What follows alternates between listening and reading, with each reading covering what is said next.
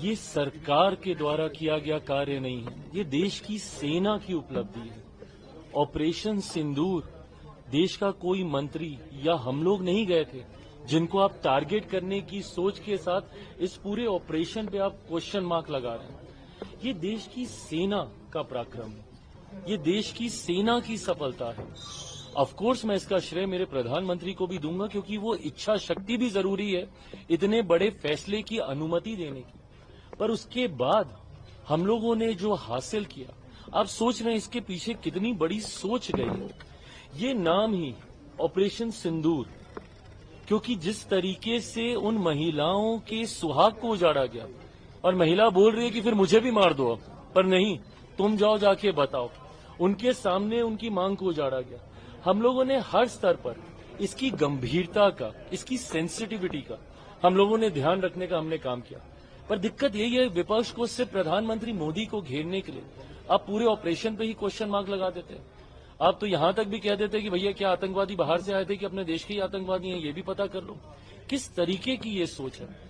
आज अगर हम लोग इतने सशक्त हुए हैं कि सामने वाले को उसकी भाषा में हम लोग जवाब दे रहे हैं, जहां सामने वाला गिड़गिड़ाता है कि भैया अब हम लोग मध्यस्थता हम लोग कर लेते हैं, सीज फायर की ओर हम लोग अग्रसर होते हैं।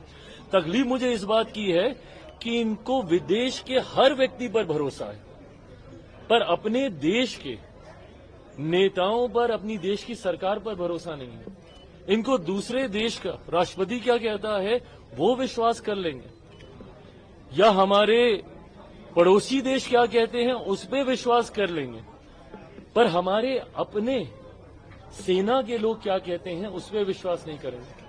शपथ लिए हुए लोकतांत्रिक तरीके से हमारे रक्षा मंत्री, हमारे फॉरेन मिनिस्टर, ये लोग क्या कह रहे हैं उस पर विश्वास नहीं करेंगे। और इसीलिए ये लोग विरोधियों की आवाज को बल देते हैं। ये लोग उन लोगों के स्वर में स्वर मिलाने का काम करते हैं जो कहीं ना कहीं हमारी देश को तोड़ने का प्रयास करती है। इनको हमारे पड़ोसी मुल्क जो कह रहा है सेम लैंग्वेज ये लोग बोल लेंगे, बट हमारे देश की सेना क्या कह रही है उस पर विश्वास ये लोग नहीं करेंगे। तो ऐसे में हर चीज का राजनीतिकीकरण करना उचित नहीं है। आज ही देख लीजिए भैया, आप लोग बार बार मांग कर रहे थे स्पेशल सेशन बुला लो, ऑपरेशन सिंदूर पे चर्चा कर लो, ये कर लो वो कर लो। आज जब बुलाए तो क्या किया आपने, फिर हंगामा किया, दो बार सदन को स्थगित होना पड़ा। तो ये आपकी प्राथमिकता है, आपकी प्राथमिकता दिखती है ना कि भैया आपको हर चीज पे राजनीति करनी है, और हर चीज का राजनीतिकरण करना उचित नहीं। आप सवाल कीजिए ना, पूछिए कि क्या हुआ था, कैसे हुआ था, क्या ऐसा सही है, क्या वैसा सही है, क्या ये बात सुनने को आ रही है, ये सही है, क्वेश्चन कीजिए। बट आपको क्वेश्चन ही नहीं करने, आपको तो अपने स्टेटमेंट्स देने हैं अपने पॉलिटिकल बेनिफिट के लिए। तो अगर इस मंच का उपयोग आपको सिर्फ अपने पॉलिटिकल बेनिफिट के लिए करना है तो स्वीकार लीजिए कि आपको इस ऑपरेशन से कुछ लेना देना नहीं। लॉ एंड ऑर्डर सिचुएशन पर आपका जो बयान आया उसके बाद आरजेडी सांसद मनोज झा साहब का भी बयान, उन्होंने कहा कि अगर बीजेपी फैक्ट फाइंडिंग कमेटी पश्चिम बंगाल भेज सकती है तो आप भी फैक्ट फाइंडिंग कमेटी भेज दीजिए। गया में हमने सिचुएशन देखा कि बिटिया के साथ जिस तरीके से एम्बुलेंस में भाई मैं बिहारी हूं, मुझे कोई कमेटी भेजने के लिए अपने राज्य में की हालातों को जानने के लिए कोई कमेटी भेजने की मुझे जरूरत नहीं है। मैं जान रहा हूं कि वहां पे सिचुएशन क्या है और कैसी है, और इसीलिए मैंने चिंता मैंने जाहिर की है। But at the same time ये जिम्मेदारी भी हम सबकी ही है। मैं जब इन बातों को रखता हूं तो मेरे शब्दों में बगावत इनको दिखाई देती है। वो बगावत नहीं है, वो चिंता है।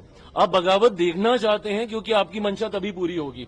इनको बहुत अच्छा लगेगा विपक्ष को कि एनडीए स्प्लिट हो जाए, एनडीए के घटक दल अलग हो जाए, क्योंकि अपनी ताकत से तो ये जीत सकते नहीं, सामने वाले को कमजोर करके ही ये जीत सकते हैं। तो इनको मेरे स्वर में, और मेरा इतिहास भी रहा है, 2020 में मैंने अकेले चुनाव लड़ा था, तो इनको लगता है कि उस वक्त हो गया तो शायद इस बार भी हो जाएगा। 243 की बात लगातार कर रहे हैं तो विपक्ष अब सुनना चाह रहा है कि चिराग जी क्या कहीं और जा रहे हैं या फिर 243 पर। मैं विपक्ष को मैं बता दूं, कभी उनकी मंशा पूरी नहीं होने वाली। We are the part of a winning combination, और एक बहुत मजबूत गठबंधन का हम लोग हिस्सा हैं। और मुझे कितनी बार और दोहराना पड़ेगा मेरा समर्पण मेरे प्रधानमंत्री के लिए, मेरा प्यार मेरे प्रधानमंत्री के लिए। मैंने हमेशा इस बात, बिल्कुल मुख्यमंत्री जी के नेतृत्व में ये चुनाव लड़ेंगे। चुनाव परिणामों के बाद एक बार फिर जब बिहार में एनडीए की सरकार बनेगी तो एक बार फिर मुख्यमंत्री पद की शपथ मौजूदा मुख्यमंत्री नीतीश कुमार जी ही लेंगे। सुप्रीम कोर्ट ने ऐसा स्टे लगाने से मना कर दिया है, कहा है आधार को उसमें इंक्लूड करें। नहीं, बिल्कुल वो करना ही था। स्टे कैसे लग सकता है भाई? कौन सा हम लोग क्या, ये चुनाव आयोग के द्वारा लिया गया ये फैसला है? कौन सी कोई गलत प्रक्रिया का इस्तेमाल किया जा रहा है? ये प्रक्रिया हमारे देश में इससे पहले भी 4 बार हो चुकी है, और पिछली 4 बार में और इस बार में कतई कोई फर्क नहीं है। इस बार में बस फर्क इतना है कि इसमें टेक्नोलॉजी को जोड़ा गया।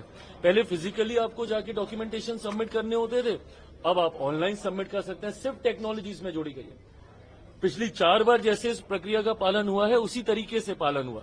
सुप्रीम कोर्ट ने जरूर सुझाव दिए कि इस दौरान जो नए डॉक्यूमेंटेशन का प्रावधान सरकारों के द्वारा बनाया गया, जिसमें आधार भी है, उसको भी जोड़ा जाए। बट जब आप आधार का आप जिक्र करते हैं कि उसमें आपका जन्म कहाँ का है, ये वो क्लैरिटी नहीं आती है। तो इसीलिए, बट उसके बाद भी अगर किसी की चिंता है तो भैया 3-3 स्तर पे अपील करने का भी प्रावधान है। और मुझे तकलीफ इस बात की होती है कि इन एंटीसिपेशन आप मान लेते हैं। इतना इन्होंने शोर हल्ला कर दिया, विपक्ष ने एक सबूत दिया, क्यों नहीं दिया? एक प्रूफ दिखाते कि ये गलत हुआ है या इसका नाम गलत तरीके से काटा गया है। इतने लाख नाम कट रहे हैं, उतने लाख नाम कट रहे हैं। कटेंगे भैया, जो नाम गलत है वो कटेंगे। But at the same time इस बात को भी सुनिश्चित किया जाएगा कि मेरे देश के किसी नागरिक के साथ कतई कोई अन्याय ना हो। But at the same time कोई घुसपैठिया हमारे देश के सबसे बड़े अधिकारों में से एक मताधिकार का गलत उपयोग ना कर पाए, इस बात को भी सुनिश्चित किया जाएगा। और किसके कहने पे ये प्रक्रिया आजमाई जा रही है? क्या ये बात सही नहीं है कि विपक्ष के ही लोग हर चुनाव के बाद जाते थे चुनाव आयोग का दरवाजा खटखटाने?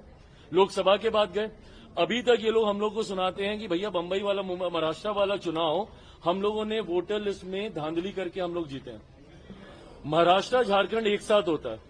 महाराष्ट्र हम जीत जाएं तो वोटर लिस्ट गलत, झारखंड आप जीत जाएं तो वोटर लिस्ट सही।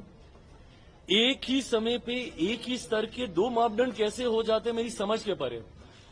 हकीकत यह है कि इनको अपनी हार दिख रही है। आने वाले दिनों में जो अलग अलग राज्यों में चुनाव हो रहे हैं, उसका बहाना तैयार किया जा रहा है। इससे पहले बहाना ईवीएम था, अब ईवीएम ठीक हो गए। When was the last time कि हम लोगों ने कभी सुना था कि ईवीएम में धांधली हुई है? अब वोटर लिस्ट में धांधली हो रही है। हर 2 साल 3 साल के बाद इनको एक नया बहाना लेके आना, उसकी शुरुआत इन्होंने की है। एफआईआर पूरे देश में लागू होना चाहिए और अच्छे तरीके पूरे देश में लागू होगा, होना चाहिए, नहीं पूरे देश में। से और जैसे हंगामा हो रहा लगातार, मैं बिल्कुल पक्ष में हूं। एसआर होना चाहिए। एक इंटेंसिव रिवीजन की जरूरत है। जिस तरीके से कई बार हम लोग देखते हैं कि बहुत बेसिक चीज है, किसी का निधन हो गया, उनका नाम चले ही जा रहा है वोटर लिस्ट में, और कई लोग ऐसे हैं जो उनके नाम पे जाके वोट भी डालाते हैं। तो ऐसे में एक इंटेंसिव रिवीजन होना जरूरी है। बिहार संजोग ऐसा है कि सबसे पहला चुनाव हमारे राज्य में ही है, बट आने वाले दिनों में असम में, बंगाल में, तमिलनाडु में, जहां जहां भी चुनाव हो रहे, इवेंचुअली ये पूरे देश में ये प्रक्रिया अपनाई जाएगी। पूरे देश में ये इंटेंसिव रिवीजन होगा और ये होना जरूरी है। बहुत शुक्रिया। Thank you.